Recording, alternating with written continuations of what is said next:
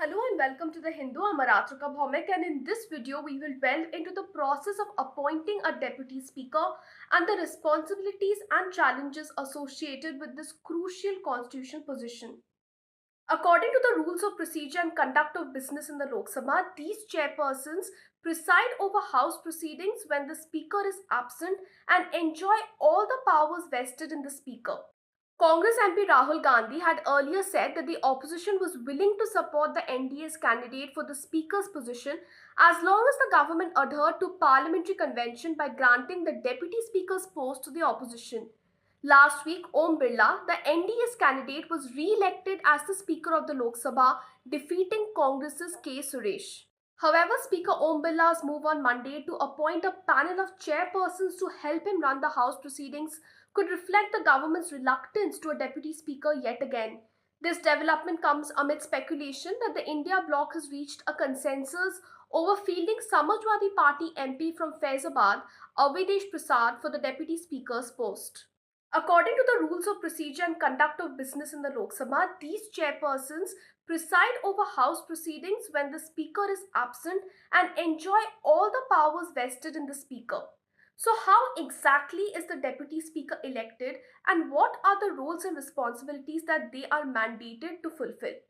Article 93 of the Constitution stipulates that the Speaker and the Deputy Speaker must be elected as soon as may be after the commencement of the House.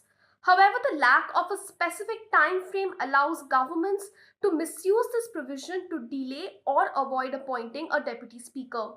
Constitutional experts have, however, pointed out that the use of the words shall and as soon as may be in Article 93 indicate that not only is the election of the Deputy Speaker mandatory, but it also must be held at the earliest. As per Rule 8 of the Rules and Procedure of Lok Sabha, it is the Speaker who has to decide the date for the election of the Deputy Speaker, following which he or she is elected by a simple majority of the members present and voting. The Deputy Speaker performs the duties of the Speaker if the post is vacant and exercises similar powers while presiding over the House. For instance, after the first Speaker G.V. Mavalankar died in 1956, before his term ended, Deputy Speaker M.A. Iyengar filled in for the remaining tenure of the Lok Sabha from 1956 to 1957. Mr. Iyengar was later elected as Speaker of the second Lok Sabha. After Speaker GMC Balayogi of the TDP passed away in 2002, Deputy Speaker and Congress MP PM Saeed became acting Speaker for 2 months until Manohar Joshi of the Shiv Sena was elected Speaker. The convention to elect an opposition leader as the Deputy Speaker was first started by former Prime Minister Jawaharlal Nehru, who picked Sardar Hukum Singh of the Shiromani Akali Dal to be the Deputy Speaker in the year 1956. However, throughout the entire duration of the 17th Lok Sabha, right from 2019 to 2024, no Deputy Speaker was appointed, sparking criticism from experts and opposition leaders who deemed this move undemocratic.